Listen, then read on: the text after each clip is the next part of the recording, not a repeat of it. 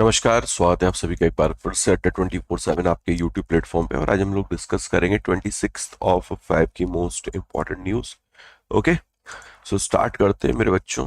आज का motivational quote भी काफी प्यारा है, काफी बढ़िया मेरे भाई। इसके बारे में हम लोग चर्चा करेंगे। Okay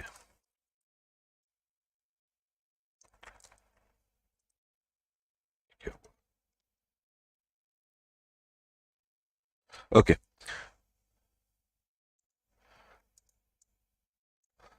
success where preparation and opportunity meet. देखो, जो लास्ट वाली पॉइंट है ना, इसको आप छोड़ दो अभी। आप इसको मत दिमाग लगाओ, आप सिर्फ दिमाग इस पे लगाओ। Success is preparation. Okay, success का मतलब हम लोग समझते हैं कि जो हमने सोचा वो हमें मिल जाए, यही तो हम लोग सोचते हैं। ठीक है, success is all about result, all about result है। अभी थोड़ी देर के लिए दिमाग में आएगा, हाँ यार वही तो है, और क्या है। सक्सेस का मतलब ही ये है कि जो मैं सोच रहा हूं, जो मैं चाह रहा हूं, वो मुझे मिल जाए। बट अगर हम लोग थोड़ा इसको और बढ़िया तरीके से समझे, तो और अगर बढ़िया समझने का मतलब है कि जो हम चाहते हैं वो हमें मिलेगा। ओके, मिलेगा मेरे भाई, लेकिन उसके लिए आपको इस सफलता को एक नाम देना होगा, और वो नाम है प्रिपरेशन, और वो नाम है मेरे भाई जर्नी। ओके, जो ये आपकी जर्नी नहीं है, जर्नी, इसको आपको बेस्ट बनाना होगा, इस जर्नी को सुपर बेस्ट बनाना होगा। आपको समझना होगा कि जो ये रिजल्ट है ना मेरे भाई, ये तो मिलेगा ही मिलेगा, कैसा नहीं मिलेगा। लेकिन अगर मैं अपनी इस जर्नी को इतना बेहतरीन बना लूं, इतनी मेहनत करूं इस जर्नी के दौरान, इतनी तैयारी बेहतरीन करूं मेरे दोस्त, कि मैं अपना 100% दूं। जब तक मैं खुद ना कहने लगूं कि मैं अपना 100% दे रहा हूं मेरे भाई, मैं रुकू नहीं। और अगर 100% पहुंच गए तो वैसा भी नहीं रुकने वाले, आप उससे आगे बढ़ने वाले हो मेरे भाई।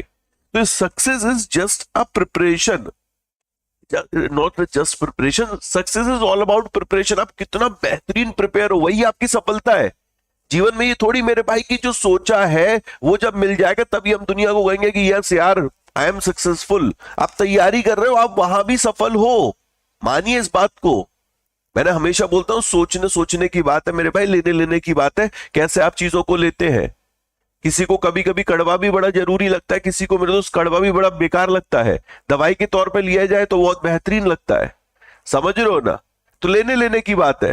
तो मित्रों, मेरे बच्चों, जरा ध्यान से समझ लो, बस ये जो जर्नी है इसको एंजॉय करो, इस जर्नी में अपना 100% दो। इट इज ऑल सक्सेस मेरे भाई, यही सफलता है कि हाँ आप अपनी जर्नी को एंजॉय कर रहे हो। यस, आप इस जर्नी को बेहतरीन बना रहे हो अपने 100% के साथ। और जब इस सोच के साथ चलोगे, कैसे नहीं ऊपर वाला देगा मेरे भाई, बहुत देगा। ऊपर वाले पे भरोसा रखो, राधे राधे करते रहो मेरे भाई, जय श्री राधे करते रहो, समझ रहे हो। ओम नमः शिवाय। आज तो दिन है मेरे भाई, हर हर महादेव। ठीक है, चलिए आगे बढ़ते हैं, स्टार्ट करते हैं सवालों के साथ। सवाल काफी बेहतरीन है, एक सेकेंड। Okay fine. मैंने एक सेशन किया था मेरे दोस्त, मैं दिलाऊंगा 35+ मार्क्स। ओके, और ये एसबीआई क्लर्क मेंस 2024-25 के लिए मैंने ये सेशन किया था। और पर्पस इस सेशन का यही है कि आपने अगर इस सेशन को देखा है तो आपको पता चल गया होगा, मुझे बताने की जरूरत नहीं है। बट अगर आप लोगों ने इस सेशन को नहीं देखा है तो प्लीज प्लीज प्लीज समय निकालकर मेरे भाई इस सेशन को जरूर देखना। ओके, इस सेशन में मैंने एक एक चीज को बड़े सिंपल वे में डिस्कस किया है कि आपको एसबीआई क्लर्क मेंस के लिए जनरल अवेयरनेस में क्या करना चाहिए। ओके, तो अगर समय मिले, और अगर थोड़ा सा समय मिले क्या निकाल पाओ मेरे भाई, तो जरूर इस सेशन को देखना। 30 मिनट का ये हार्डली वीडियो है मेरे भाई। चलो आगे बढ़ते हैं। पहला सवाल आपके सामने, प्राइम मिनिस्टर इंटर्नशिप स्कीम के रिगार्डिंग निम्न में से कौन सा स्टेटमेंट करेक्ट है। प्राइम मिनिस्टर इंटर्नशिप स्कीम,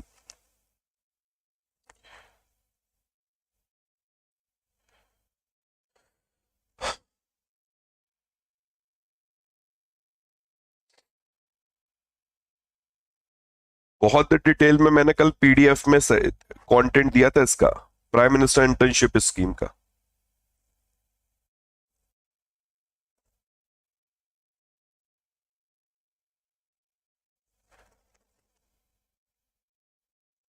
पहली लाइन लिखिए, round 2 of pilot phase offer 1 lakh internship across 730+ district in India. तो ये अपना करेक्ट है भाई।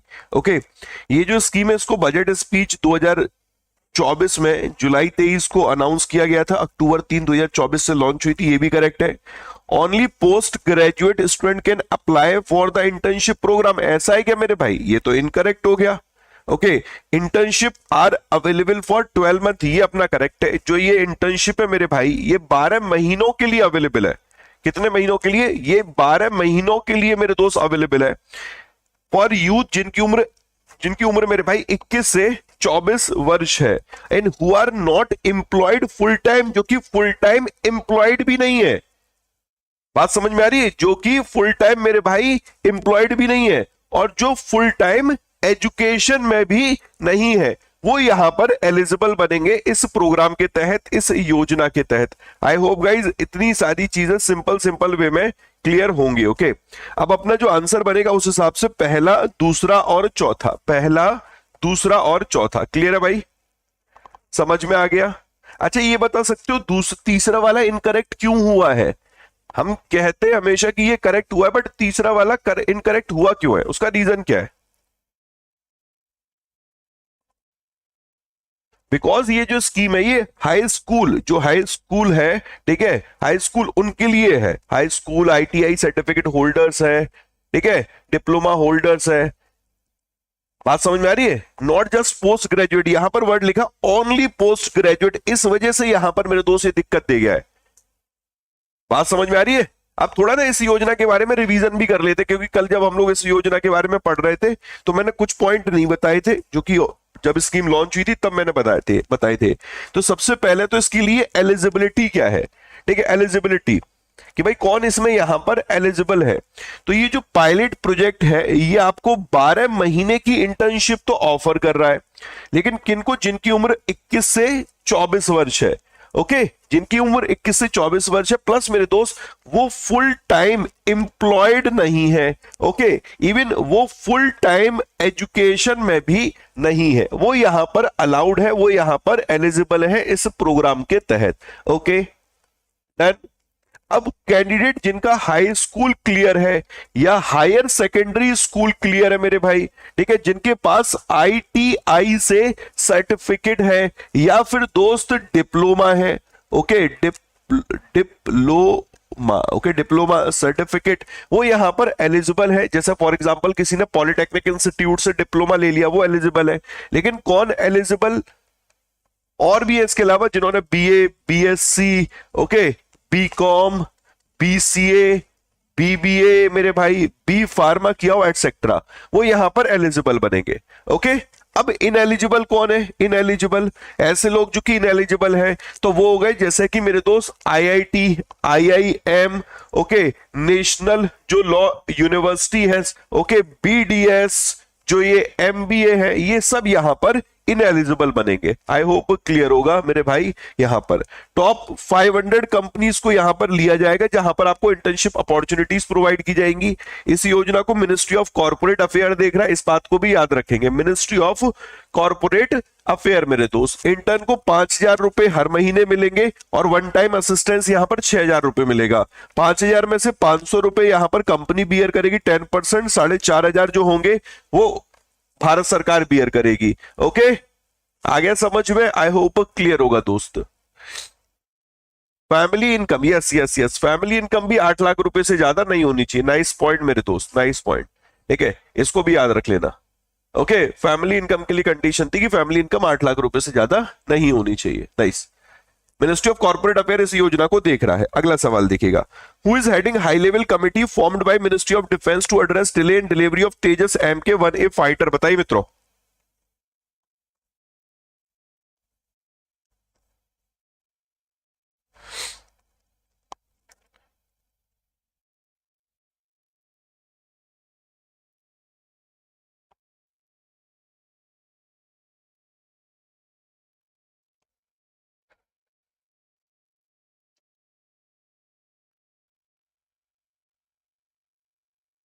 अभी तक हम लोगों ने हाल फिलहाल फरवरी महीने में 4 पैनल देख लिए हैं। यहां पर आंसर बनेगा ऑप्शन नंबर 2, राजेश कुमार सिंह। अभी राजेश कुमार सिंह है कौन? सर ये अपने डिफेंस सेक्रेटरी हैं। इसके अलावा एक नाम मैंने आपको बताया था, राधा श्याम राठो। ओके, राधा श्याम राठो। एक नाम पढ़ा था हम लोगों ने, दिनेश खरा। ओके, एक नाम हम लोगों ने पढ़ा था वीके पॉल। अब ये जो राधा श्याम राठो है, ये किस पैनल को देख रहे हैं? तो आरबीआई ने, रिजर्व बैंक ऑफ इंडिया ने एक वर्किंग ग्रुप बनाया है जिसका काम है कि जो करंट मार्केट टाइमिंग है, ओके, मार्केट टाइमिंग मतलब जो ट्रेडिंग की एंड सेटलमेंट की, ओके, जो ट्रेडिंग की एंड सेटलमेंट की जो टाइमिंग है उसको रिव्यू करने के लिए यहां पर ये पैनल बनाया गया है। आई थिंक 9 से शाम 5 बजे तक ये टाइमिंग है जो current trading and settlement timing है रेगुलेटेड फाइनेंशियल मार्केट की, और उसी को यहां पर रिव्यू करने के लिए पैनल बनाया गया। दिनेश खरा साहब, फॉर्मर एसबीआई चेयरमैन, इनको भी अभी आईआरडीएआई ने एक पैनल बनाया है, insurance regulatory development authority of India, 7 member का ये पैनल है मेरे भाई। और यहां पर क्या हुआ है कि जो इंश्योरेंस एक्ट है, इंश्योरेंस एक्ट 1938 है, शायद मैं कल गलती से 48 लिख गया था, उसके लिए माफी चाहूंगा। इंश्योरेंस एक्ट 1938 है, इसमें कुछ अमेंडमेंट किए जा रहे हैं। उस प्रपोजल को रिव्यू करने के लिए दिनेश खरा साहब की अध्यक्षता में कमेटी बनाई गई है। वीके पॉल साहब की अध्यक्षता में कमेटी बनी। आई थिंक ये तो कल ही पढ़े थे हम लोग, कल या परसों, ठीक है। एम्स दिल्ली, जो एम्स दिल्ली है उसको इनको कन्वर्ट करना है, यानी कि एक टॉप मेडिकल रिसर्च इंस्टीट्यूट बनाना है, टॉप मेडिकल रिसर्च इंस्टीट्यूट बनाना है। और उस टॉप मेडिकल रिसर्च इंस्टीट्यूट को बनाने के लिए कमेटी बनाई गई वीके पॉल साहब की अध्यक्षता में। वीके पॉल साहब नीति आयोग के मेंबर है मेरे भाई। तो तीनों मेरे हिसाब से आपके क्लियर होगा, राधा श्याम राठौर, दिनेश खरा और वीके पॉल। एक पेज बना लो, उस पेज पे लिख लो कमिटी रिलेटेड मेरे दोस्त news, panel related news. Okay, बात समझ में आ रही है?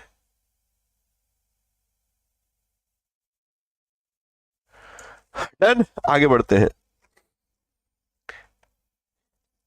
अभी इंडिया इन बहरीन फेस्टिवल रहा, उसका सेकंड एडिशन रहा, निम्न में से उसके कॉन्टेक्स्ट में कौन सा करेक्ट है दोस्त, कौन सा करेक्ट है? तो यहां लिखा है कि जो फेस्टिवल था इसको इंडियन एम्बेसी ने ऑर्गेनाइज किया था बहरीन में, ये क्लियर है। लुलु हाइपर मार्केट बहरीन और ये दाना मॉल इसके साथ मिलकर, जो इंडियन एम्बेसडर है विनोद के जैकब, इन्होंने इनॉग्रेट किया था। ये जो मिनिस्ट्री ऑफ कल्चर का एक इवेंट, एक स्कीम है, एक इनिशिएटिव है, promotion of cultural ties with diaspora, इसका एक भाग है। और ये जो एग्जीबिशन है, एक इसका नाम था इंडिया थ्रू माई आईज, इसमें 42 पेंटिंग दिखाई गई थी 20 आर्टिस्ट की। तो बताइए मेरे भाई इसमें से कौन सा करेक्ट है?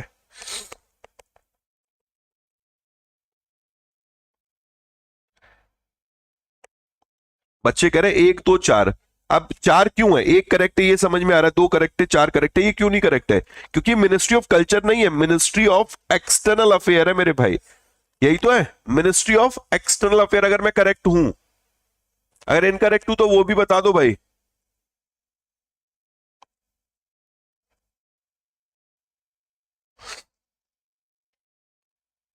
Well done.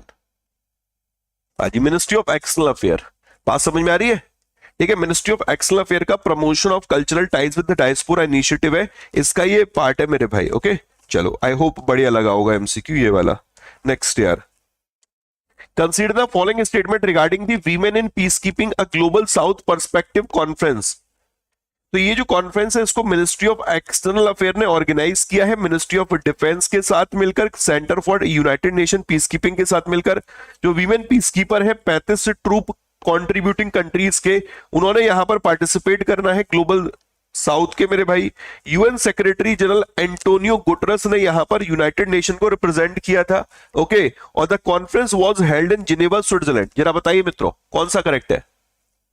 देखो ऐसा है कि जब आप इस लेवल के एमसीक्यूज करोगे ना तो आपको फायदा ये मिलेगा कि रिवीजन भी हो रहा है, रिवीजन भी एक नंबर हो रहा है, आपके सारे पॉइंट रिवाइज हो रहे हैं। नहीं तो अगर आप वन लाइनर से जब रिवीजन करते हो तब आपके पॉइंट सारे रिवाइज नहीं होते, फिर आपका एफर्ट और बढ़ जाता है। यहां पर ये है कि आपके एफर्ट्स थोड़े कम रहेंगे, हाँ कि सामने दिख रहा है भाई ऐसे ऐसे करके रिवीजन कर लेंगे।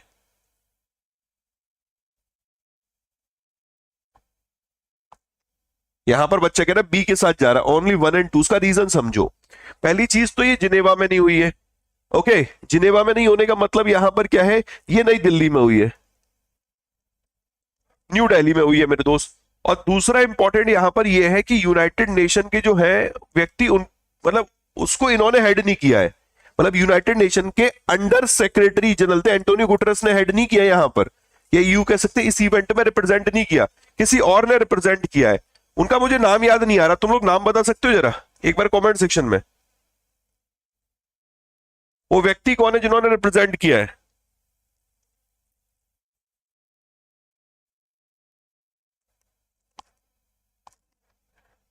एंटोनियो नहीं था, हाँ एंटोनियो तुम्हारा दोस्त है ना, एंटोनियो नहीं था, यूनाइटेड नेशन सेक्रेटरी जनरल है मेरे भाई, एंटोनियो नहीं था। Jean Jean Pierre Lacroix, okay, Jean Pierre Lacroix, इन्होंने रिप्रेजेंट किया था, ठीक है, इन्होंने रिप्रेजेंट किया था यूएन सेक्रेटरी, जो अंडर सेक्रेटरी जनरल है, ये नाम जरूर याद रखना, डिपार्टमेंट ऑफ पीस ऑपरेशन के, उन्होंने यह रिप्रेजेंट किया था, ठीक है। नेक्स्ट अगला सवाल देखिएगा, फाइनेंशियल लिटरेसी वीक के कॉन्टेक्स्ट में निम्न में से कौन सा करेक्ट है? फाइनेंशियल लिटरेसी वीक, यहां लिखा है कि जो रिजर्व बैंक ऑफ इंडिया है ये फाइनेंशियल लिटरेसी वीक कंडक्ट करता हुआ आ रहा है since 2016, okay fine, financial awareness को प्रमोट करने के लिए, ये अपना करेक्ट है। जो गवर्नर है संजय मल्होत्रा साहब, उनके द्वारा 10th addition financial literacy week का मेरे दोस्त 2025 में लॉन्च किया गया था, ये भी अपना करेक्ट है, क्योंकि भाई 10th एडिशन है, संजय मल्होत्रा जी ने ही लॉन्च किया है, और फाइनेंशियल लिटरेसी वीक 2016 से आरबीआई कंडक्ट करता हुआ आ रहा है, तो ये भी करेक्ट है और ये भी करेक्ट है मेरे भाई, ओके। जो ये थीम थी फाइनेंशियल लिटरेसी वीक 2025 की, वो थी फाइनेंशियल लिटरेसी वीमेन प्रोस्पेरिटी, तो ये भी करेक्ट है अपना। इवन फाइनेंशियल लिटरेसी वीक 2025 ये 24 फरवरी से 28 फरवरी तक ऑब्जर्व किया जा रहा है, ओके, तो ये भी अपना करेक्ट है। तो यहां पर जो राइट आंसर बनेगा वो है 1 2 3 4, 1 2 3 4, 1 2 3 4 मेरे भाई, 1 2 3 4, ओके। नेक्स्ट, आरबीआई का जो एक्शन रहा है न्यू इंडिया कोऑपरेटिव बैंक पे, उसको लेकर जरा बताइए निम्न में से कौन सा करेक्ट है? निम्न में से कौन सा करेक्ट है भाई?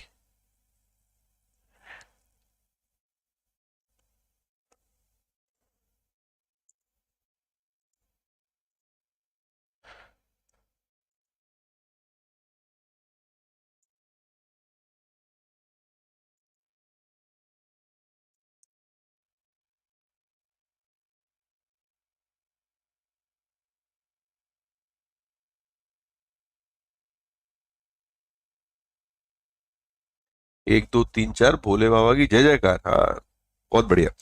ऑल इंक्लूसिव जो डायरेक्शन है ये इंपोज हुए थे 13 फरवरी 2025 को, जहां पर विड्रॉल को रेस्ट्रिक्ट किया गया था, बोर्ड को यहां पर सुपरसीड किया गया, सुपरसीड हटा दिया गया, और जो ये श्रीकांत है, ये श्री वर्ड हटा दो मेरे भाई, ओनली श्रीकांत वर्ड याद रखो, श्रीकांत, इनको एडमिनिस्ट्रेटर अपॉइंट किया गया, ये करेक्ट हो गया, ये करेक्ट हो गया। यहां पर आरबीआई ने विड्रॉल लिमिट जो रखी है वो 25,000 रुपए पर डिपॉजिटर रखी है 27 फरवरी 2025 से, ये भी अपना करेक्ट है।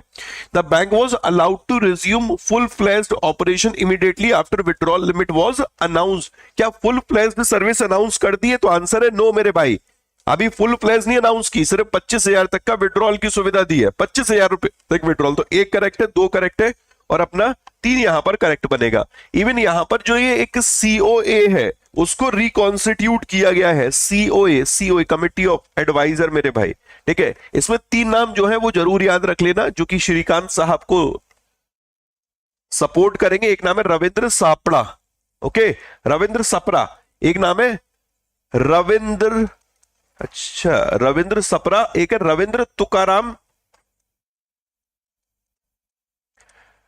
चौहान, ओके, और एक नाम है आनंद एम गोलास, ओके, आनंद एम गोलास मेरे भाई, ओके, ये 3 नाम जरूर याद रख लेना, जो सीओए है उसमें 3 ये मेंबर है। अगला सवाल,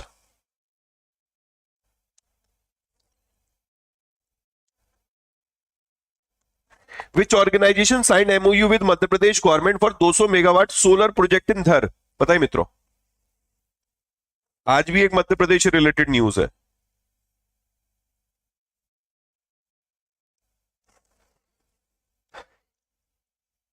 वैसे तो ये न्यूज तो सिंपल है दोस्त, ऑप्शन नंबर 3 अपना राइट आंसर बनेगा, एसईसीआई के साथ ये कोलैबोरेशन रहा था, ओके। कल मैंने एसईसीआई के स्टैटिक फैक्ट भी बताए थे, किसी ने पढ़े हो तो जरा शेयर कर सकते हो। SECI solar energy corporation of India limited मेरे भाई 2011 में बना, तो 2011 में, और इसका न्यू दिल्ली हेडक्वार्टर है, ओके। पढ़ाए नहीं थे कल, पीडीएफ में ऐड कर दिए थे दोस्त, न्यू दिल्ली इसका हेडक्वार्टर है। अभी मध्य प्रदेश काफी कारणों से न्यूज में रहा था। एक योजना है लाडली बहना योजना। ओके, तो मध्य प्रदेश ने इसका 21वां 21st जो इंस्टॉलमेंट है मेरे भाई वो रिलीज किया था। ओके, जो वहां के मुख्यमंत्री हैं उनका नाम है मोहन यादव, ये नाम जरूर याद रख लेना, मोहन यादव। ये चीफ मिनिस्टर है मध्य प्रदेश के, और इनके द्वारा ही इन फंड को ट्रांसफर किया गया था। स्कीम में है क्या कि 1250 रुपए पर मंथ दिए जाते हैं महिलाओं को डायरेक्ट बेनिफिट ट्रांसफर के माध्यम से, एजुकेशन को सपोर्ट करने के लिए, हाउस होल्ड एक्सपेंसेस को सपोर्ट करने के लिए। इवन मध्य प्रदेश ने एक और कोलैबोरेशन किया है। मध्य प्रदेश ने अभी एम्स दिल्ली के साथ समझौता किया है, एम्स दिल्ली के साथ। ओके, एम्स दिल्ली के साथ किस चीज के लिए एम्स दिल्ली के साथ समझौता किया था? मैटरनल एंड इन्फेंट जो मॉर्टेलिटी रेट है, ओके, मैटरनल एंड इन्फेंट जो मॉर्टेलिटी रेट है उसको यहां पर रिड्यूस करने के लिए, उसको कम करने के लिए ये एक कोलैबोरेशन किया गया है। इवन मध्य प्रदेश एक और कारण से न्यूज में रहा था। मध्य प्रदेश में टोटल अब 8 एयरपोर्ट हो गए मेरे भाई। टोटल कितने एयरपोर्ट हो गए? अब 8 एयरपोर्ट हो गए हैं। अभी रिसेंट में जो directorate general of civil aviation है उसने 8वें एयरपोर्ट के लिए यहां पर अलाउ कर दिया है, मतलब डीजीसीएल लाइसेंस मिल गया मध्य प्रदेश को 8वें पब्लिक एयरपोर्ट के लिए। एयरपोर्ट का नाम है दतिया एयरपोर्ट। क्या नाम है मेरे भाई? दतिया एयरपोर्ट। बात समझ में आ रही है? तो अभी हम लोगों ने मध्य प्रदेश की एक न्यूज पढ़ी, उससे रिलेटेड एक कवर कर ली, उससे रिलेटेड एक कवर कर ली मेरे भाई, और उससे रिलेटेड एक कवर कर ली। तो आपके सामने मध्य प्रदेश रिलेटेड 4 न्यूज हो गई। तो कोशिश यही करो कि आपको भी यही अप्रोच अपनानी है कि अगर एक न्यूज आ रही है स्टेट रिलेटेड तो और भी 4 न्यूज हम लोग पढ़ ले मेरे भाई, आपके लिए आसान हो जाएगा। ठीक है, next. Which football club won Indian super league title after defeating Odisha FC? तो किस फुटबॉल क्लब ने उड़ीसा एफसी को हराकर Indian super league league winners का खिताब जीता?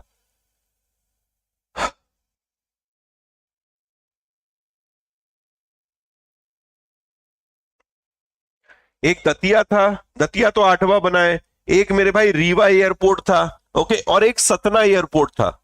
ये रिसेंट के हैं। सतना एयरपोर्ट शायद दिसंबर की न्यूज रही है, ओके, अक्टूबर के आसपास की न्यूज रही थी रीवा एयरपोर्ट की, और दतिया एयरपोर्ट तो रिसेंट में हो गया। तो ये एसबीआई क्लर्क में तो ये दोनों तीनों आ सकते, Rewa airport, Satna airport, Datia airport. यहां पर आंसर बनेगा मोहन बगान सुपर जायंट मेरे भाई, इसने ये टाइटल अपने नाम किया है। ओके, आई होप समझ में आ गया होगा, बढ़िया तरीके से क्लियर हुआ होगा। एमसीक्यूज हमारे कल का जितना भी करंट अफेयर्स हम लोगों ने पढ़ा था उसका सबका मेरे दोस्त रिवीजन होता है यहां से डन। अब एक सवाल मेरा आप लोगों के लिए कि ये जो इंडियन सुपर लीग है, और इस इंडियन सुपर लीग में मेरे भाई हमें पता है कि विनर कौन है? मोहन बगान रहा है, सेकंड टाइटल उसका रहा था, उसने अपना टाइटल भी डिफेंड किया। सबसे ज्यादा टाइटल, मोस्ट टाइटल का खिताब किसके पास है?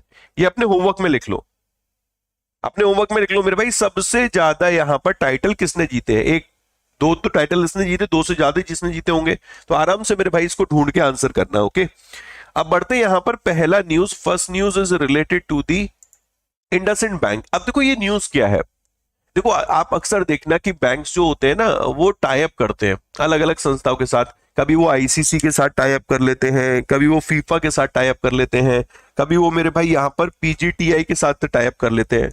अब इसमें होता क्या है कि कस्टमर्स को लुभाने का एक तरीका है यहाँ पर कि जो कस्टमर्स है जिनके इस बैंक में अकाउंट होंगे उनको यहाँ पर ऑप्शंस मिलेगा, ऑप्शन नहीं अपॉर्चुनिटी मिलेगी यहाँ पर कि इनके जो इवेंट होंगे उसमें पार्टिसिपेट कर पाएंगे।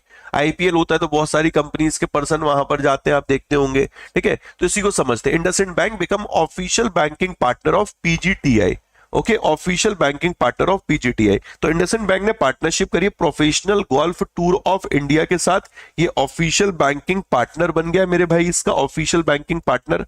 और ये ultra high net worth individual, high net worth जो इंडिविजुअल होते हैं, ठीक है, उनको बढ़िया एक्सपीरियंस, उनके एक्सपीरियंस को एनहेंस करने के लिए कोलैबोरेशन किया गया है। इस बैंक का एक प्रोग्राम है, इसका नाम है पायनियर बैंकिंग प्रोग्राम। बस मेरे लिए ये इंपॉर्टेंट है कि जो पायनियर बैंकिंग प्रोग्राम है वो इंडसइंड बैंक का है, और इस प्रोग्राम के जो कस्टमर्स होंगे उनको यहां पर अपॉर्चुनिटी मिलेगी professional golf tour of India के जो इवेंट होंगे उसको ज्वाइन करने का। आई बात समझ में?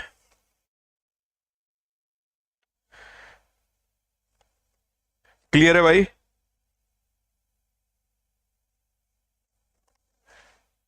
चलिए बहुत बढ़िया। अब आते हैं यहां पर। यार थोड़ा दम लगाओ यार, सेशन को शेयर वेयर करो यार। मैं समझ रहा हूं क्लर्क वाले बच्चे, बस कल पेपर लगा हुआ है तो क्लर्क की वजह से काफी बच्चे उसी में लगे होंगे प्रीलिम्स में, तो मैं थोड़ा दम लगाओ यार, सेशन को शेयर वेयर करो। रिवीजन मोड शुरू करने जा रहे हैं, ठीक है? दूसरे गियर पे हम लोग थे, तीसरे पे पहुंच गए, अब चौथे पे की जगह सीधे डायरेक्ट पांचवें गियर पे चलते हैं, ठीक है? और तुम्हारे पास और कोई ऑप्शन हो तो वो भी बता देना, उस स्पीड में चल लेंगे। जैसे अभी एक बैंक न्यूज में रहा था मेरे दोस्त, इसका नाम है Ujjivan. Ujjivan small finance bank, okay? Ujjivan small finance bank इसलिए न्यूज में रहा था क्योंकि इसने एयू स्मॉल फाइनेंस बैंक की तरह यूनिवर्सल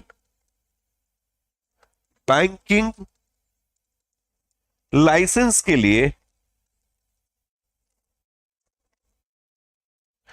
आरबीआई के पास अप्लाई किया, ओके? आरबीआई के पास अप्लाई किया।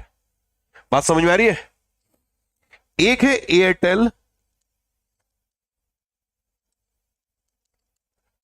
Payment bank, okay? Airtel payment bank ने भी अभी पार्टनरशिप करी है कर्नाटका बुलडोजर के साथ।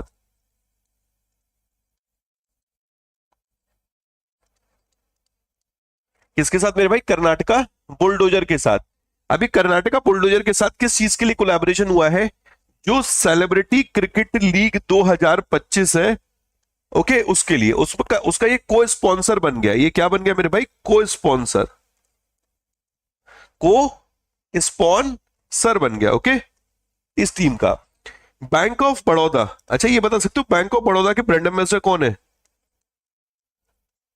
मास्टर स्ट्रोक करके सेविंग अकाउंट भी मेरे भाई, master stroke, bank of Baroda, अगर आइडिया हो आपको।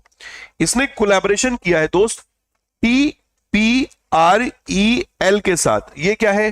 Tata power renewable energy limited है मेरे दोस्त। Tata power renewable energy limited के साथ समझौता किया है। किस चीज के लिए? रूफटॉप सोलर प्रोजेक्ट की फाइनेंसिंग के लिए, ओके?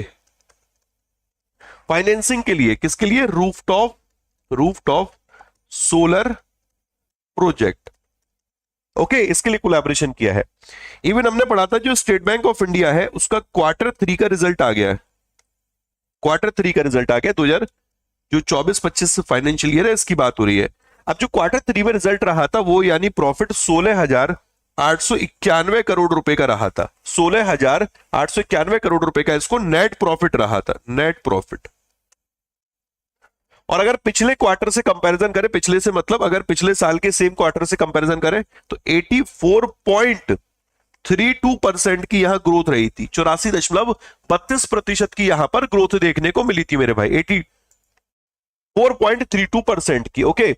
एक और याद रख सकते हैं, कर्नाटक विकास ग्रामीण बैंक, ओके? कर्नाटक विकास ग्रामीण बैंक कह रहा है कि जो SC और ST के जो मेधावी छात्र हैं, ओके, वो भी उसमें भी गर्ल्स स्टूडेंट, ओके? कौन से SC ST?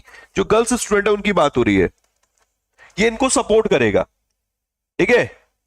I hope clear होगा मेरे भाई। ये कह रहे हैं कि हम जो गवर्नमेंट हाई स्कूल है वहां पर कर्नाटक में जो डिस्ट्रिक्ट्स है उनमें भी कुछ मेन मतलब मेन डिस्ट्रिक्ट को कुछ कवर कर रहे हैं, वहां पर top SC ST girls student को ये यहां सपोर्ट करने जा रहे हैं। ये याद रख सकते हो। और क्या याद रख सकते हो? इसके अलावा एक बैंक है IDFC first bank, okay? IDFC first bank ने क्या कहा है कि जो अमिताभ बच्चन साहब है उनका AI अवतार, अमिताभ बच्चन साहब उनका AI अवतार इन्होंने एक्सपेंड किया है, ओके? AI अवतार क्या मतलब हुआ इसका, AI अवतार एक्सपेंड करने का? तो इन्होंने ये कहा है कि हमने और 5 शहरों को कवर किया है और अमिताभ बच्चन साहब का AI अवतार लॉन्च किया है, ओके? आई होप ये वाला पॉइंट भी क्लियर होगा। आगे बढ़ते हैं। एक है axis bank, okay? Axis bank, axis bank ने कहा है कि जो ऐसे कस्टमर जिनका एक्सिस बैंक में खाता नहीं है, नॉन एक्सिस अकाउंट वाले जो कस्टमर है वो UPI के माध्यम से FDI ओपन कर सकते हैं। कस्टमर्स को अलाउ किया है to open FD by UPI from non Axis account. मैं करेक्ट करूंगा अपनी भाषा को। एक्सिस बैंक के ही कस्टमर्स के लिए इन्होंने कहा है कि आपका जो अकाउंट है, ऐसा अकाउंट जो हमारे बैंक में नहीं है, यानी कि नॉन एक्सिस अकाउंट है, आप उसके माध्यम से आपको पैसा अपने अकाउंट में डालने की, इधर से उधर डालने की जरूरत नहीं है। आप ऐसा खाता जो कि हमारे बैंक में नहीं है, यानी नॉन एक्सिस अकाउंट है, उससे यूपीआई के माध्यम से एफडी फिक्स डिपॉजिट ओपन कर सकते हैं। ओके, एक बैंक है, इसका नाम है कोटक, कोटक महिंद्रा बैंक मेरे भाई, कोटक महिंद्रा बैंक। जो कोटक महिंद्रा बैंक है, इसके ऊपर से अभी आरबीआई ने रेस्ट्रिक्शन हटा दी है, ये न्यू कस्टमर्स को ऑन बोर्ड कर सकता है। ओके, इसके ऊपर रेस्ट्रिक्शन लगाई थी, इसको क्लियरली बोल दिया था मेरे भाई कि आप नॉन, मतलब जो भी अपने कस्टमर्स हैं उनको ऑन बोर्ड नहीं कर सकते, आप online mobile banking, fresh credit card issue नहीं कर सकते। ठीक है, ये रेस्ट्रिक्शन लगाई थी इनके ऊपर अप्रैल 2024 में, अब ये रेस्ट्रिक्शन हटा दी है। ओके, आई होप क्लियर होगा। इवन ये जरूर याद रख लेना, ये जो एक्सिस बैंक वाली न्यूज है ये इसलिए और इंपॉर्टेंट है क्योंकि ये फर्स्ट प्राइवेट बैंक है जिसने इस सुविधा को दिया है अकाउंट एग्रीगेटर इकोसिस्टम का इस्तेमाल करते हुए। ओके, अकाउंट एग्रीगेटर इकोसिस्टम का इस्तेमाल करते हुए। इवन एक बैंक है, इसका नाम है एक्सपोर्ट इंपोर्ट बैंक मेरे भाई, एक्सिम बैंक। एक्सिम बैंक ने अभी, एक देश है, इस देश का नाम है मेरे दोस्त वियतनाम। ओके, क्या नाम है मेरे भाई, वियतनाम। इसको पैसा दिया है, टोटल जो पैसा दिया है वो 300 मिलियन यूएस डॉलर की लाइन ऑफ क्रेडिट दी है। ओके, 300 मिलियन यूएस डॉलर का एलओसी दिया है, लाइन ऑफ क्रेडिट दिया है। ये आपके एग्जाम का पार्ट बनेगा मेरे भाई। ये वियतनाम को 300 मिलियन यूएस डॉलर दिया बोट्स और पेट्रोल वेसल खरीदने के लिए। ठीक है, समझ में आ गया।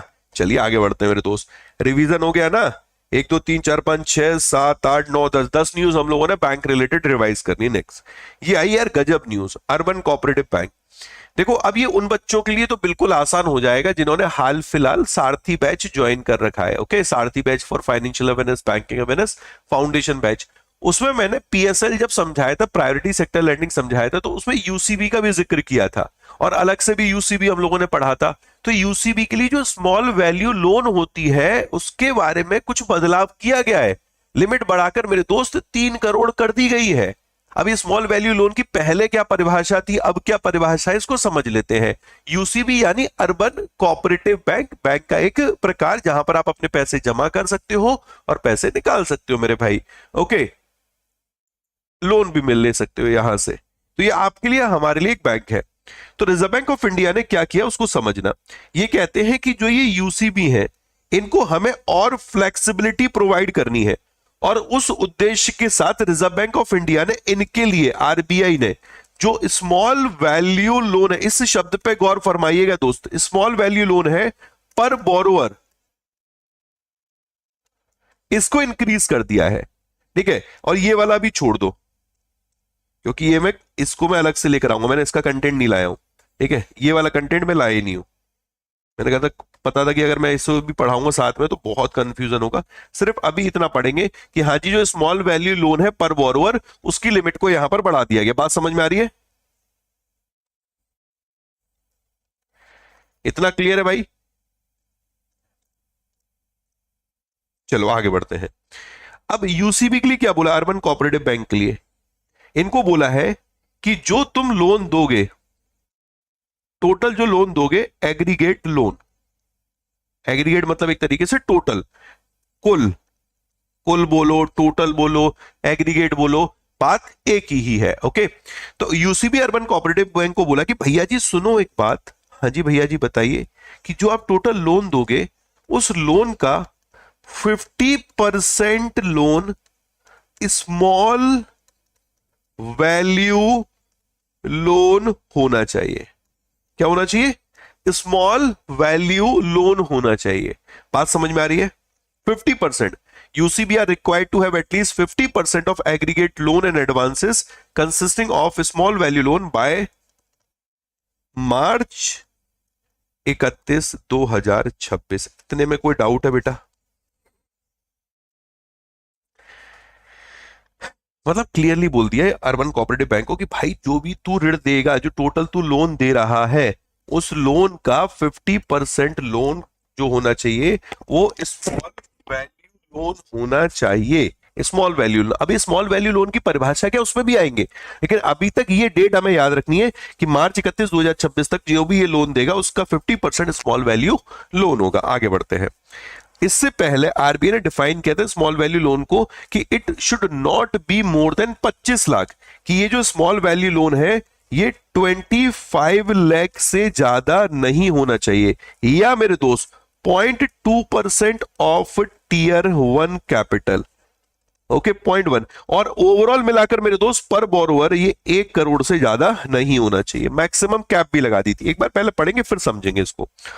अर्लियर, इससे पहले रिजर्व बैंक ऑफ इंडिया ने जो स्मॉल लोन है उसको डिफाइन किया था कि loan of value not more than 25 lakh, जो लोन की वैल्यू है वो 25 लाख से ज्यादा नहीं होनी चाहिए। ठीक है, 25 लाख या फिर 25 लाख या फिर 0.2% of urban cooperative bank tier 1 capital. Tier 1 capital को इस सिंपल भाषा में भी समझ लो, कोर कैपिटल।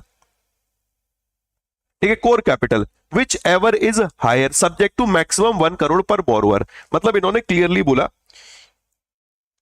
कि स्मॉल वैल्यू लोन का मतलब है कि भाई 25 लाख और 0.2% ऑफ कैपिटल। अब इन दोनों में जो भी निकल कर आएगा, विच एवर इज हायर, जो भी हायर होगा वो यहां पर मेरे दोस्त मान लिया जाएगा स्मॉल वैल्यू लोन। लेकिन 1 करोड़ से ज्यादा नहीं हो सकता, 1 करोड़ से ज्यादा नहीं हो सकता भाई। 25 लाख या फिर 0.2% of tier 1 capital. Tier 1 capital मतलब सिंपल समझ लो कोर कैपिटल, जो बैंक की कोर कैपिटल है। ठीक है, ये और आसान करना है तो सिंपल शब्दों में समझ लो पूंजी, कि पूंजी का 2.2% और 25 लाख जो दोनों में सबसे ज्यादा होगा वो यहां पर स्मॉल वैल्यू लोन कंसीडर किया जाएगा, बट वो 1 करोड़ से ज्यादा नहीं हो सकता। अब यह चेंज क्या किया इन्होंने, इस 1 करोड़ को बढ़ाकर तो कर दिया है 3 करोड़ और इस 0.2% को बढ़ाकर कर दिया है 0.4%। बात समझ में आ रही है?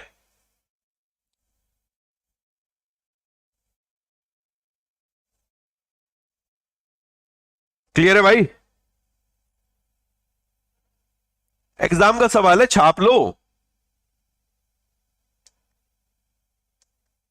नाउ आरबीआई, अब आरबीआई ने रिवाइज किया है डेफिनेशन ऑफ ही small value loan as a loan of value not more than 25 lakh. इसको तो एज इट इज रखा है, बट इधर 0.4% कर दिया टीयर 1 कैपिटल का 0.2 की जगह, और यहां पर आगे बोल दिया है कि जो सीलिंग है ये 1 करोड़ की जगह अब 3 करोड़ कर दी है। 0.2 से 0.4 हो गया, 1 करोड़ से 3 करोड़ हो गया। ओके डन, चलो छाप लिया, बहुत बढ़िया। आगे बढ़े,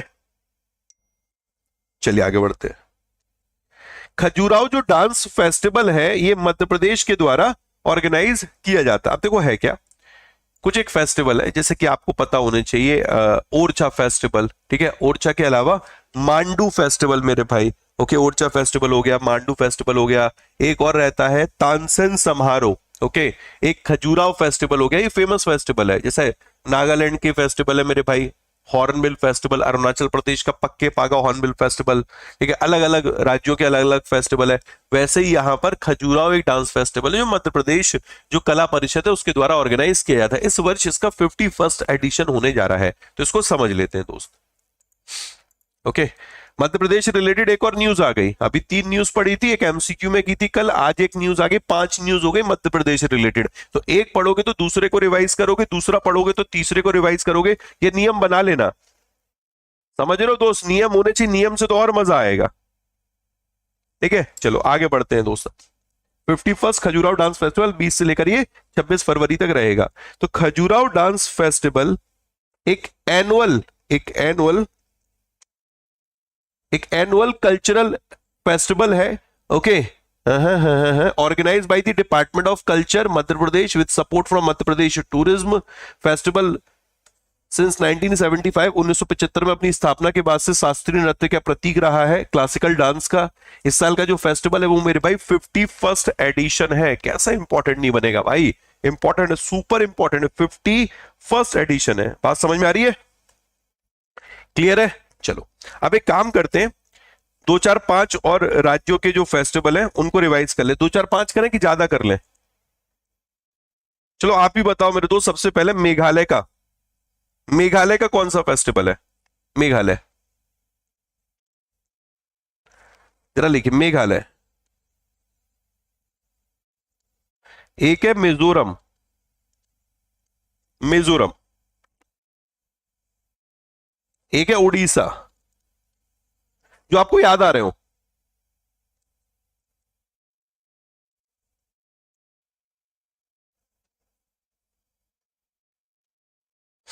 एक बच्चा कह रहा था कि सर आज पहला दिन है, मैं क्या करूं, याद कैसे करूंगा। देख,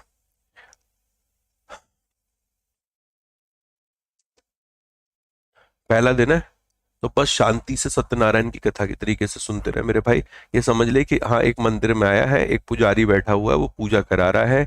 पूजा कैसे होती है, क्या होती है, पहले दिन कैसे करूंगा, कैसे भक्ति करूंगा, ये हौले हौले समझ में आएगा। ठीक है, इस पुजारी की बातें समझते रहा करो कि हाँ भैया ये जो बोल रहा है उसको हम सुनते चल रहे हैं। एक दिन में याद नहीं होगा, एक दिन, 2 दिन, 3 दिन, 4 दिन लगेगा, 5 दिन लगेगा मेरे भाई। समय लगेगा थोड़ा, ठीक है, लेकिन याद होने लगेगा। लेकिन मेरे साथ एटलीस्ट 3 दिन जुड़ो। मैं आपको इस बात की तो मतलब इंश्योर कर सकता हूं कि आपको यहां से किसी भी तरीके की, वो कहते हैं ना कि ऐसे लगेगा कि समय मेरा व्यर्थ जा रहा है। आपको बेहतरीन, सुपर बेहतरीन देखिएगा, डायरेक्ट कंटेंट मिलेगा। बस खुद पे भरोसा रखो। मास्टर बढ़िया मिले, प्लेटफॉर्म बढ़िया मिले, कंटेंट बढ़िया मिले, उसके साथ साथ हमें खुद के साथ एक पेशेंस भी बढ़िया मिले, वो भी जरूरी है। सब्र रखिए, सब्र का फल मीठा होता है मेरे भाई। ये बातों में अच्छा लगता है, जब बात आती है अपने पे तो फिर सब्र नहीं रख पाते हम लोग। ठीक है, तब हमें इंस्टेंट चाहिए होता है। तो थोड़ा सब्र रखो, रिजल्ट मिलेगा। एटलीस्ट 3 दिन जुड़ो, चौथे दिन तुमको मेरे से मोहब्बत हो जाएगी मेरे भाई। सही बता रहा हूँ। हाँ, दिल पे मेरा ही नाम होगा तुम्हारे, और मेरे भी तुम्हारा ही है। इधर आ जाओ, मेघालय की बात कर लेते हैं। एक फेस्टिवल है, बहुत इंपॉर्टेंट है। This is cherry blossom festival. Okay, Mizoram का है चापचर कूट फेस्टिवल। ओके, जो उड़ीसा है, उड़ीसा इसका है रज पर्व। रज पर्व ये तो याद हो गया होगा। Nuakhai festival. Okay, Nuakhai festival. एक है मणिपुर, मणिपुर मेरे भाई। ठीक है, मणिपुर मेरे दोस्त, मणिपुर का फेस्टिवल है लुई नगाई, लुई नगाई नी। ओके, एक है शी रुई लिली फेस्टिवल। ओके, एक है लाए हरोबा festival. Okay, I hope clear होगा मेरे दोस्त। एक है सिक्किम पंग लहाब सोल। ओके, और सागा दावा, सागा दावा वो यहाँ के फेस्टिवल है। मध्य प्रदेश का तो हम लोगों ने पढ़ लिया, तानसेन समारोह, चिली, नमस्ते ओरछा, मांडू और खजुराहो फेस्टिवल। एक और याद रख सकते हैं मेरे भाई, फ्लेमिंगो, ये आपका आंध्र प्रदेश का फेस्टिवल। ओके, फ्लेमिंगो कहां का दोस्त, आंध्र प्रदेश का फेस्टिवल। एक है नागालैंड, नागालैंड का हॉर्नबिल फेस्टिवल, हॉर्नबिल फेस्टिवल। ठीक है, एक है मेरे दोस्त अरुणाचल प्रदेश, प्रदेश इसका है पक्के पागा हॉर्नबिल फेस्टिवल। ओके, क्या है मेरे भाई, पक्के पागा हॉर्नबिल फेस्टिवल। अच्छा, एक चीज छोटी सी पूछूंगा, आप लोग आई होप उसको बता पाओगे। कोई असम में भी अभी रहा है, असम में वर्ल्ड का लार्जेस्ट कोई डांस इवेंट रहा था असम में मेरे भाई।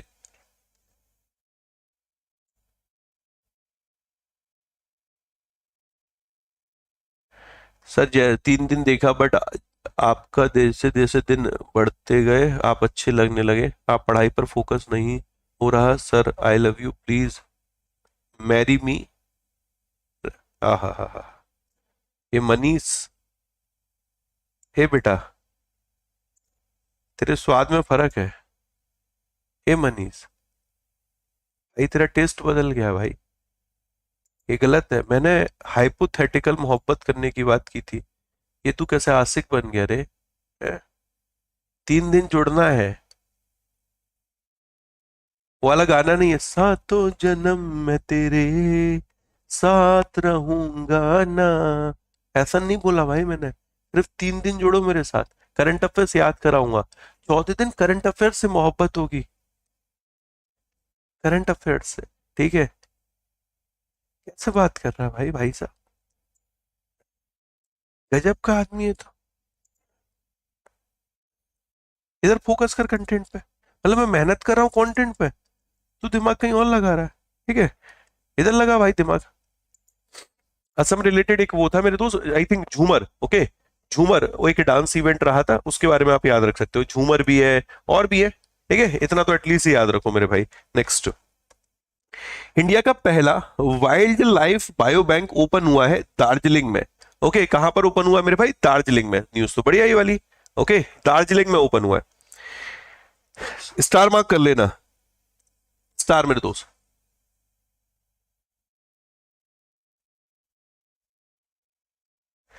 India has taken major step, 28 line को, वाइल्ड लाइफ कंजर्वेशन में। ठीक है, देश का फर्स्ट इन्होंने जू बेस्ड एक बायो बैंक बना दिया है, और ये जो बायो बैंक बना, ये बना Padmaja Naidu Himalayan zoological park में। कहां पर? वेस्ट बंगाल के दार्जिलिंग में। Nice news. वेस्ट बंगाल के दार्जिलिंग में Padmaja Naidu Himalayan zoological park बनाया गया, जो कि फर्स्ट जू बेस्ड मेरे दोस्त बायो बैंक है, मतलब बनाया गया है बायो बैंक। और जहां पर बनाया गया है मेरे भाई, वो है Padmaja Naidu Himalayan zoological park. Okay, तो ये वेस्ट बंगाल के दार्जिलिंग में, इस बात को याद रखना। इवन ये ऑपरेशनल हो गया तो जुलाई 2024 में। यहां पर क्या हो सकता है कि जो जेनेटिक मटेरियल होगा इंडेंजर्ड स्पीसीज से, जो कि लुप्त प्राय प्रजातियां हैं मेरे दोस्त, उनका जो जेनेटिक मटेरियल होगा उसको स्टोर किया जाएगा, उसको प्रिजर्व किया जाएगा। ओके, उसको स्टोर करने के लिए, प्रिजर्व करने के लिए ये एक इनिशिएटिव यहां पर लिया गया है। नाइस न्यूज, नाइस न्यूज मेरे भाई। वेस्ट बंगाल अभी एक और वजह से न्यूज में रहा था।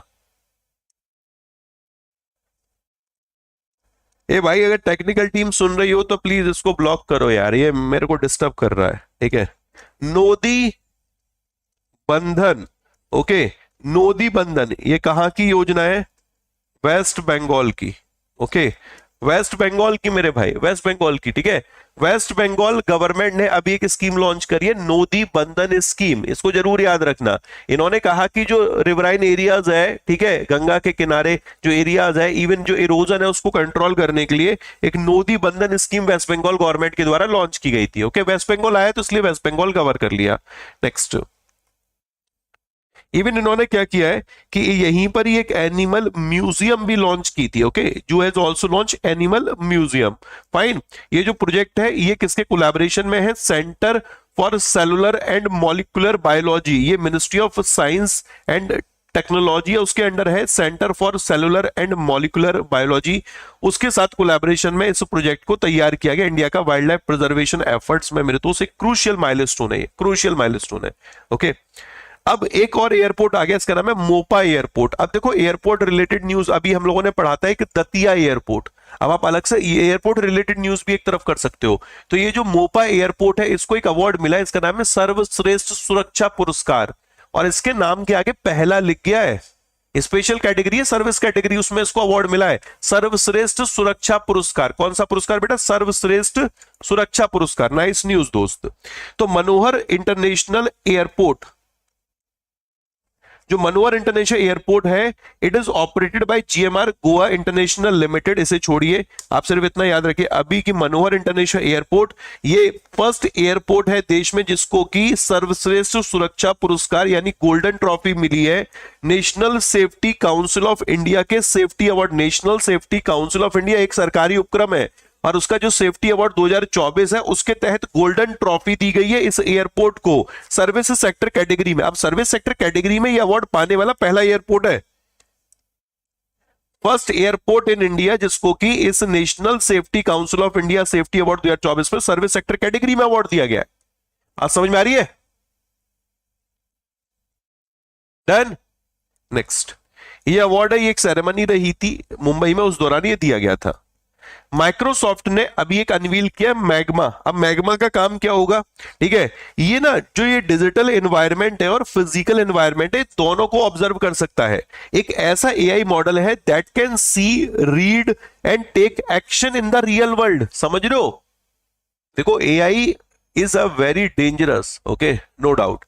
अब यहां पर ये कह रहे हैं कि मैग्मा करके हमने एक ऐसा एआई मॉडल बनाया है जो कि भाई रीड भी कर सकता है, सी भी कर सकता है, देख भी सकता है, पढ़ भी सकता है, और एक्शन भी देख सकता है मेरे भाई रियल वर्ल्ड में। क्या गजब का न्यूज है दोस्त। Magma, okay magma. तो माइक्रोसॉफ्ट ने एक मैग्मा इंट्रोड्यूस किया है, एक मल्टी मॉडल एआई मॉडल है जो कि दोनों इमेजेस के साथ साथ लैंग्वेज को अंडरस्टैंड भी कर सकता है इन अ डिजिटल और physical environment. Even digital environment में तो हम पढ़ ही रहते, फिजिकल एनवायरनमेंट की भी ये बात कर रहा है। समझ रहे हो मेरे भाई? आगे इसको Microsoft research, the university of Maryland, university of Wisconsin Madison, KIST, university of Washington, इसके द्वारा दोस्त डेवलप किया गया है। ओके अब ये किसने बनाया उसके बारे में यहां पर लिखा हुआ है, तो ये एटलीस्ट आप रीड कर सकते हैं। आप एटलीस्ट ये याद रखें मैग्मा और माइक्रोसॉफ्ट, और इसका काम क्या है, मैग्मा माइक्रोसॉफ्ट, इसका काम क्या है इतना तो याद रखेंगे। ठीक है next, first astronaut with disability cleared for ISS mission. तो ISS मिशन के लिए ये आप देख सकते हैं। ठीक है ये एक व्यक्ति है जो कि डिसेबल है, दिव्यांग है मेरे भाई, और फर्स्ट एस्ट्रोनॉट है विद डिसेबिलिटी जिन्होंने ISS मिशन के लिए क्लियर किया है। तो अभी यहां पर जो यूरोपियन स्पेस एजेंसी है उसने मेडिकली क्लियर किया है ब्रिटिश एस्ट्रोनॉट जॉन मैकफॉल को। ओके फॉर्मर पैरालंपियन है, इनके आप देख सकते हैं एक प्रोस्थेटिक लेग लगा हुआ है, एक कृत्रिम पैर जिसको हम लोग बोलते हैं। ठीक है अब इन्होंने इंटरनेशनल स्पेस स्टेशन मिशन के लिए क्वालिफाई कर लिया है। नाइस न्यूज, कहां से है, किसने ये क्लियरेंस दिया है, किस मिशन के लिए क्वालिफाई किया, इनका नाम जरूर याद रखना। ओके नाम जरूर याद रखना। सेंट्रल एक्साइज डे ये फरवरी 24 को ऑब्जर्व होता है हर साल, every year central excise day 24 फरवरी को मनाया जाता है। ठीक है अब यहां पर ये सेंट्रल एक्साइज डे 24 फरवरी को क्यों मनाते हैं, तो जो central excise and salt act 1944 है मेरे भाई, उसके एस्टैब्लिशमेंट को मार्क करने के लिए ये डे मनाया जाता है। ठीक है क्लियर है भाई? Central excise and salt act 1944 उसका एस्टैब्लिशमेंट रहा, उसी वजह से यहां पर 24 फरवरी को हम लोग सेंट्रल एक्साइज डे सेलिब्रेट करते हैं। इवन एक और याद रख सकते हो कि जो CBEC है उसका नाम CBIC हो चुका है, central board of excise and custom इसका नाम हो चुका है यहां पर central board of indirect taxes and custom. ठीक है भाई अब फरवरी के कुछ एक डेज है, चलो उनका लगे हाथ रिवीजन कर लें, या आपके होमवर्क दे तू मेरे भाई, आप कर लोगे, आप खुद कर लोगे या डेज का रिवीजन किया जाए? चलो कल रिवीजन कर लेंगे, आज समय कम है मेरे भाई। नेक्स्ट जरा ध्यान से देखिएगा इस न्यूज को, सेबी ने यहां पर पेनल्टी लगा दी है। ठीक है सेबी ने यहां पर मेरे भाई एक पेनल्टी लगाई है, और पेनल्टी लगाई है 5.05 करोड़ रुपीस की। अब ये जो पेनल्टी सेबी ने लगाई है 5.05 करोड़ रुपीस की है, ICCL के ऊपर लगाई है रेगुलेटरी लैप्सेस के चलते। ओके किसके चलते मेरे भाई? रेगुलेटरी लैप्सेस के चलते। अब ये रेगुलेटरी लैप्सेस का मतलब क्या है उसको भी यहां पर हम लोग समझ लेते हैं। ओके तो देखिएगा SEBI security exchange board of India ने 5.05 करोड़ की पेनल्टी लगाई Indian clearing corporation of India limited के ऊपर, साइबर सिक्योरिटी और जो डिजास्टर रिकवरी फ्रेमवर्क है उसके नॉन कंप्लायंस के चलते। मतलब यार एक एक्स फ्रेमवर्क बना रखा है, ठीक है, रूल्स एंड रेगुलेशन बना रखे, उनको तो आपको फॉलो करना पड़ेगा, नहीं फॉलो करोगे तो निश्चित तौर पे आपके ऊपर पेनल्टी इंपोज की जाएगी, और यहां पर सेबी ने वो पेनल्टी मेरे दोस्त इंपोज कर दी है। ओके आई होप क्लियर होगा दोस्त। और पेनल्टी कितनी इंपोज की गई है? 5.05 करोड़ की, और इनको बोला गया था कि आपको पेनल्टी विद इन 45 डेज यहां पे करनी है। IICL ये 2007 में बना था, होली ओन्ड सब्सिडरी है बॉम्बे स्टॉक एक्सचेंज लिमिटेड की। क्या गजब की न्यूज है, बॉम्बे स्टॉक एक्सचेंज लिमिटेड की एक होली ओन्ड सब्सिडरी, मतलब 100% कैपिटल इसमें बॉम्बे स्टॉक एक्सचेंज का है। नाइस नाइस न्यूज मेरे भाई, नाइस न्यूज। कल एक यार मेरे से गलती हो गई थी, उस गलती को मैं करेक्ट कर देता हूं। मैंने आपको बताया था कि नैनीताल बैंक है उसके ऊपर पेनल्टी लगाई है 61.40 लाख रुपीस की। Okay Ujjivan small finance bank है उसके ऊपर पेनल्टी लगाई है 6.70 लाख की। तो इन दोनों का टोटल होता है 68.10 लाख मेरे भाई। और गलती से मैंने क्या किया था कि इसके साथ एक और के ऊपर पेनल्टी लगाई गई थी, वो है श्रीराम फाइनेंस, उसके ऊपर थी 5.80 लाख की पेनल्टी। तो ये मैं बोल गया था कि तीनों का टोटल 68 है, नहीं दो का टोटल 68 है, मतलब टोटल में गलत बोल गया था, ये वाला था। तो वैसे तो आपको इंडिविजुअली याद रखना है कि कितनी कितनी पेनल्टी यहां पर इंपोज की गई है। ओके अगला देखना, अब ये बानू मुस्ताक है जिनको कि बुकर प्राइज के लिए शॉर्ट लिस्ट किया गया। अब क्या बुकर प्राइज इनको दे दिया गया है? सोचने वाली बात है, क्या इनको मेरे दोस्त बुकर प्राइज दे दिया गया है? तो आंसर बनता है नो मेरे भाई, बुकर प्राइज इनको दिया नहीं गया है। बुकर प्राइज के लिए अभी शॉर्टलिस्ट किया गया है। ओके इंटरनेशनल बुकर प्राइज, समझते हैं इस न्यूज को। तो कर्नाटक बेस्ड एक राइटर है, एक्टिविस्ट है, लॉयर है, इनका नाम है बानू मुस्ताक। क्या नाम है बेटा? बानू मुस्ताक। इनकी शॉर्ट स्टोरी है, इसका नाम है, मतलब शॉर्ट स्टोरी कलेक्शन है heart lamp. Okay, heart lamp, translated from Kannada to English by the Deepa Bhasthi. मतलब होता क्या है कि ये इंटरनेशनल जो बुकर प्राइज है, पहले इसको हम लोग मैन बुकर इंटरनेशनल प्राइज बोलते थे, एक लिटरेरी अवार्ड है मेरे भाई। ओके, और जो कि यूनाइटेड किंगडम यूके के द्वारा दिया जाता है। अब ये जो मैन बुकर प्राइज है, इसके लिए शॉर्टलिस्टिंग होती है कि भाई पहले शॉर्टलिस्ट किया जाएगा, उसमें से चुना जाएगा। तो यहां पर आप देख सकते हैं कि एक कर्नाटक बेस्ड राइटर है, एक एक्टिविस्ट है, लॉयर है, बानू मुस्ताक। उनका शॉर्ट स्टोरी कलेक्शन है हार्ट लैम्प, और इसको ट्रांसलेट किया गया कन्नड़ से इंग्लिश में दीपा बस्ती के द्वारा, और इसको अभी शॉर्टलिस्ट कर लिया गया है। किसके लिए? इंटरनेशनल बुकर प्राइज 2025 के लिए। Okay, chosen among the 13 titles। ठीक है, फर्स्ट टाइम है ये कि Kannada title has made it to the long list of this award. अब ये जो 50,000 इसमें प्राइज मनी है, ठीक है, ये प्राइज मनी जो होती है ना, ये ऑथर और ट्रांसलेटर दोनों के बीच में डिस्ट्रीब्यूट हो जाती है। ये जरूर याद रख लेना मेरे भाई, ठीक है। 50,000 पाउंड इसमें प्राइज मनी है। ये जो अवार्ड इंस्टीट्यूट, ये पीडीएफ में तो बिल्कुल मैं लैंग्वेज के फॉर्म में दे दूंगा। 2005 में ये अवार्ड इंस्टीट्यूट हुआ था। 2005 में ये अवार्ड इंस्टीट्यूट हुआ था, जिन्होंने बेहतरीन काम किया होता राइटर ने, ठीक है, इन इंग्लिश, उसको ये अवार्ड दिया जाता है, ठीक है। और इसके अलावा ये याद रख सकते हो कि ये जो प्रेजेंट किसके द्वारा किया जाता है, तो बुकर प्राइज फाउंडेशन। ओके, मुद्दे की बात पे आते हैं, फिर से समझ लेते हैं एक बार। अवार्ड का नाम है international Booker prize. Booker prize foundation इस अवार्ड को देती है। 2005 में इंस्टीट्यूट हुआ था। 50,000 पाउंड यहां पर इसमें प्राइज मनी हो गई है। ये ट्रांसलेटर और जो ऑथर, उनके बीच में प्राइज डिवाइड होता है। और फर्स्ट टाइम है कि एक कन्नड़ टाइटल है जो कि इस लिस्ट में आया है। और कन्नड़ टाइटल लाने वाली कौन है? भानु मुस्ताक, जिनकी इस शॉर्ट स्टोरी कलेक्शन का नाम है हार्ट लैम्प, जिसको ट्रांसलेट किया गया है कन्नड़ से इंग्लिश में दीपा बस्ती के द्वारा। Okay, next news. यूनिलीवर के जो सीईओ है, इन्होंने पद छोड़ दिया है। यूनिलीवर के पीएलसी के जो सीईओ हैं, हैन सुकुमैचर, ओके, नाम देखिए मेरे भाई, सुमैकर, ओके, शुमाकर, ओके, हैन सुमाकर, इन्होंने यहां पर इस कंज्यूमर गुड्स कंपनी है, इसके सीईओ का पद छोड़ दिया है। और एक एंग्लो जो ये डच फर्म है, इसने ये कहा है इनको रिप्लेस करेंगे फर्नांडो फर्नांडेज, जो कि अभी चीफ फाइनेंशियल ऑफिसर है, वो इनकी जगह पे सीईओ के तौर पे काम करेंगे। नाइस न्यूज मेरे भाई। तो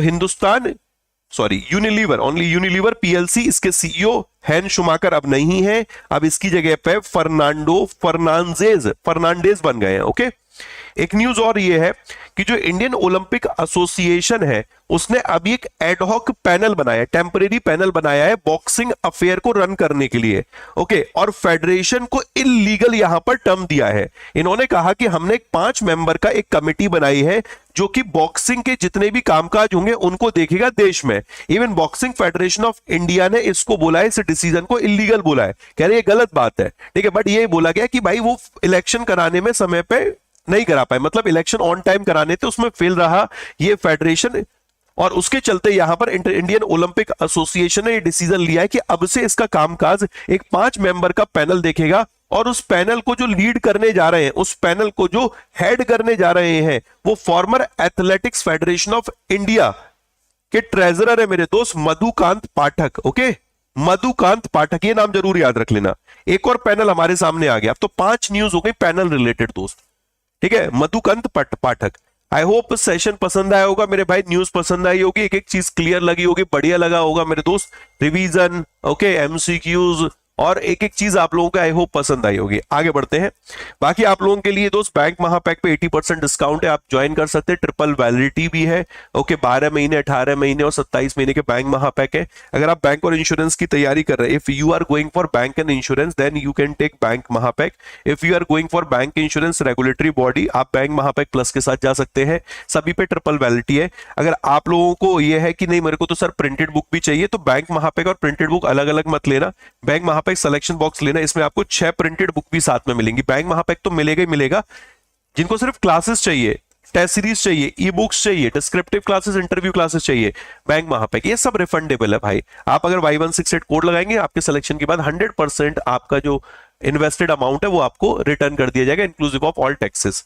बाकी इसके अलावा जो भी एसबीआई क्लर्क को टारगेट कर रहे हैं भाई, फाइनेंशियल अवेयरनेस की क्लासेस शुरू कर दो, मंथली करंट अफेयर्स की क्लासेस शुरू कर दो, ये दो चीज आप फॉलो करो। इसमें आप लोगों के लिए मेंस स्पेशल बैच मार्च में शुरू होने वाला है, अभी आप इन दो बैचेस को फॉलो करो और ढंग से फॉलो करो मेरे भाई। ओके, इसके भी प्राइस ड्रॉप कर दिए गए, 1562 की जगह आपको 1420 का मिल रहा है, 24 महीने वैलिडिटी के साथ। सेम कोड आप Y168 यूज कर सकते हैं।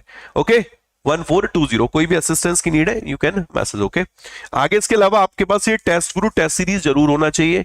अगर आप एसबीआई क्लर्क को सच में टारगेट करो, एसबीआई पीओ को टारगेट करो, जिसमें जनरल अवेयरनेस में आपको एक में 50 क्वेश्चन और एक में 60 क्वेश्चन देखने को मिलेंगे, तो उसकी तैयारी के साथ साथ उसकी प्रैक्टिस भी जरूरी है। और यहां पर आप देखेंगे एसबीआई क्लर्क मेंस के जीए के टेस्ट 15 है, एसबीआई पीओ के मेंस के टेस्ट 15 है जीए के मेरे भाई, आरबीआई गवर्नमेंट स्कीम के 15 टेस्ट है और स्टेटमेंट बेस्ड करंट अफेयर्स के यहां पर 20 टेस्ट है।